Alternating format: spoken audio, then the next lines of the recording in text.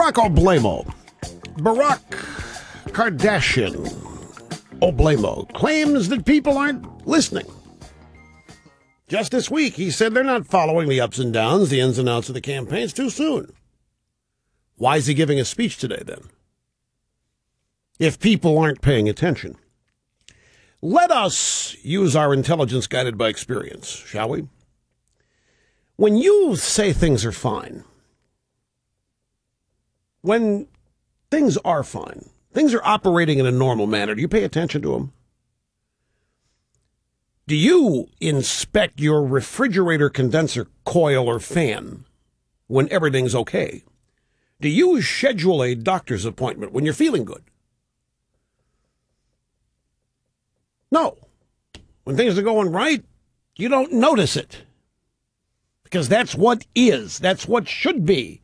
When everything's normal, you go about your business. It's when things aren't working, when things aren't right, that you notice them. And things aren't right. And they haven't been right for many, many moons. And they are getting worse. And I think the fact that Obama is going to go out and make a speech today is a tantamount admission that people are paying attention, which is not good for him. Here, I've changed my mind. Grab soundbite number 5.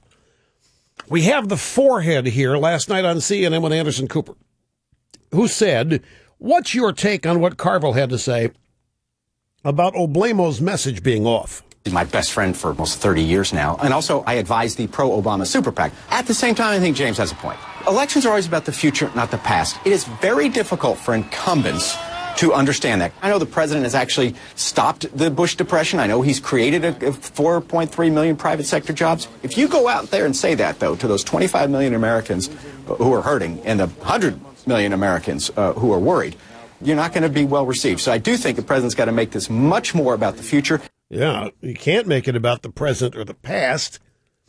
He's nailing shut his own coffin. But this 4.3 million jobs a bogus number. How do you lose over 2 million people from the labor force and create 4 million jobs out of that? There's so much smoke and mirrors going on here. Certainly isn't any truth. So even the forehead say, don't talk about all these people hurting and 25 million out of work. You don't talk about the private sector being fine. See, if the economy is not doing fine, and it isn't, unemployment's over 8% for the longest period since the Great Depression. It is. We got Tax-mageddon months away. It's been said if nothing's done, the economy might collapse because of these tax increases coming.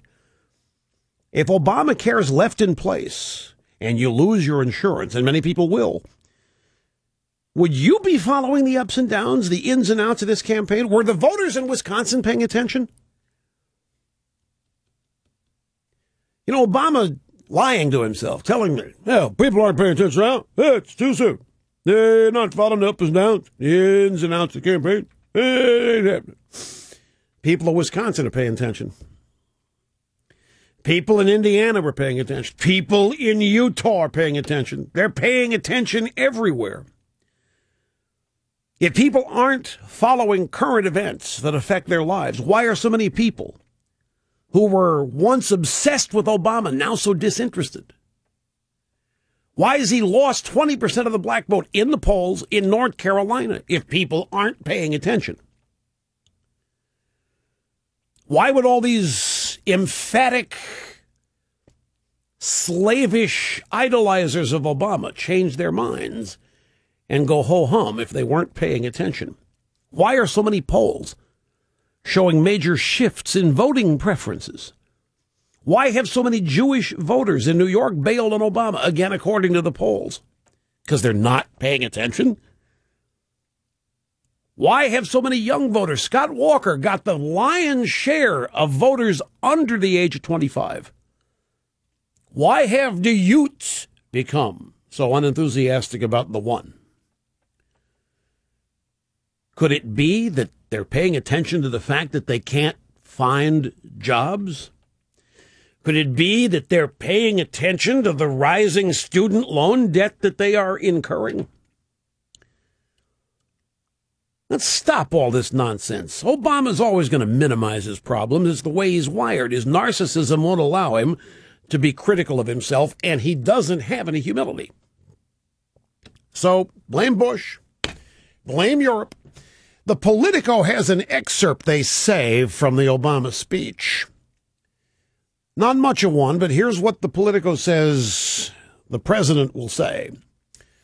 This election offers the American people a chance to break the stalemate between two fundamentally different visions of how to grow the economy, create middle-class jobs, and pay down the debt. This election offers the American people a chance to break the stalemate between two fundamentally I think what the American people want to do is stop this version.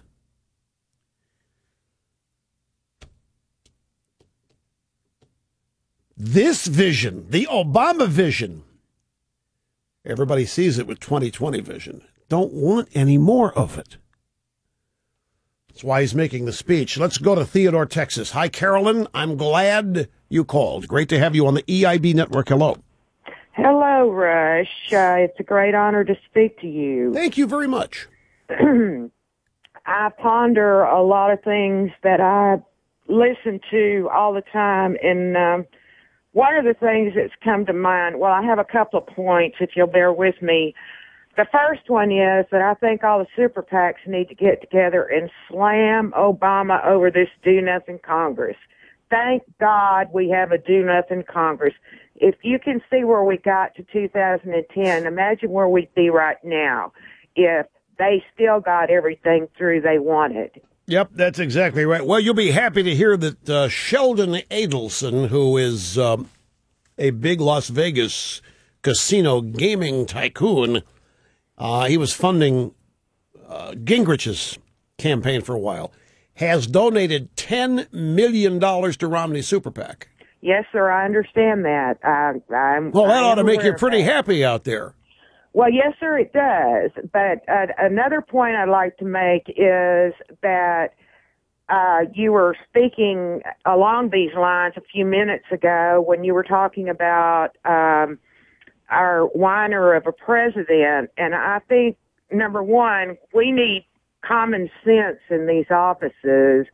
And number two, anybody'd be better than Obama because it is so painfully obvious that he has absolutely no experience in dealing with anything. And to that extent, I think a lot of abuse of power in the way that he's...